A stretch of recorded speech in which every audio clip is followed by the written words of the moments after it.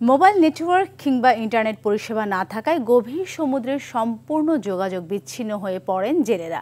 ঘূর্ণিঝড়ে আগাম তথ্য, জলদস্যুদের আক্রমণ কিংবা ট্রলার বিকল হলে তীরে কোনো প্রকার যোগাযোগ করতে পারেন না তারা। এতে এক প্রকার মৃত্যুর সঙ্গে লড়াই করতে হয় মৎস্য আহরণকারীদের। তাই স্বল্প খরচে গভীর সমুদ্রে ইন্টারনেট পরিষেবা চালু হলে জেলেদের জীবনের ঝুঁকি কমবে বলে আশা প্রযুক্তিবিদদের।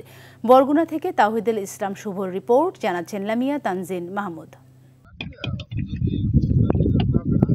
উপকূলের জীবনযাত্রা শহরের তুলনায় অনেকটাই আলাদা। জীবিকার জন্য গন্তব্য তাদের 200 কিলোমিটারেরও বেশি দূরের গভীর সমুদ্রে। তবে উপকূল থেকে মাত্র 20 কিলোমিটার দূরে গেলেই অকার্যকর হয়ে পড়ে মোবাইল নেটওয়ার্ক। গভীর সমুদ্রে সম্পূর্ণ যোগাযোগ বিচ্ছিন্ন হয়ে জেলেরা মাছের চাহিদা মেটান, দেশের মানুষের সচল রাখেন অর্থনীতির চাকাও। সঙ্গে থাকা কোটি টাকার ট্রলার, ঘূর্ণিঝড়ের আগাম তথ্য, জলদস্যুদের আক্রমণ কিংবা ট্রলার বিকল হলেও উপায় নেই তীরে জানানোর। জীবন মৃত্যুর সঙ্গে লড়াই করে প্রতি বছরই অনেক জেলে প্রাণ হারান।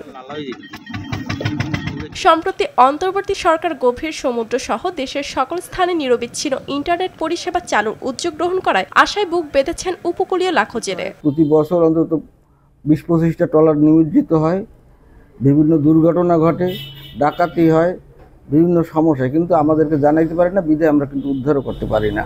প্রযুক্তিবিদরা বলছেন, অন্তর্বর্তী সরকারের পরিকল্পনা অনুযায়ী গভীর সমুদ্রে নেটওয়ার্কের আওতায় আসলে জেলেদের জীবনের ঝুঁকি অনেকটাই কমে আসবে। আমরা আশাবাদী, যদি স্টারলিংক এটা যদি প্রযুক্তিটা যদি সফল হয় এবং এটা যদি জেলেদের কাছ পর্যন্ত পৌঁছায়, ট্রলার মালিকদের কাছে পর্যন্ত পৌঁছায়, তাহলে এটা অবশ্যই আমাদের জন্য, জেলে ভাইদের জন্য খুবই সুখবর। জেলেদের ট্রলারগুলোতে স্টারলিংক সংযোগ চালু হলে গভীর সমুদ্র থাকবে নেটওয়ার্কের আওতায়, ফলে জেলেরা গভীর সমুদ্র থেকেও সরাসরি নেটওয়ার্কের মাধ্যমে কথা বলতে পারবে। এর বাইরেও সমুদ্রের জলদস্যুদের কবলে পড়লে সরাসরি তারা কিন্তু প্রশাসনের সাথে যোগাযোগ করতে পারবে এবং ঘূর্ণিঝড় আসার আগেই কিন্তু আগাম সতর্কবার্তাও পাবে, ফলে প্রাণহানির সংখ্যাও কিন্তু কমবে। স্বল্প খরচে দেশে ইন্টারনেট পরিষেবা চালু হলে আমূল পরিবর্তন আসবে মৎস্য আহরণে, এমনটাই প্রত্যাশা জেলেদের। লামিয়া তানজিন মাহমুদ, RTV।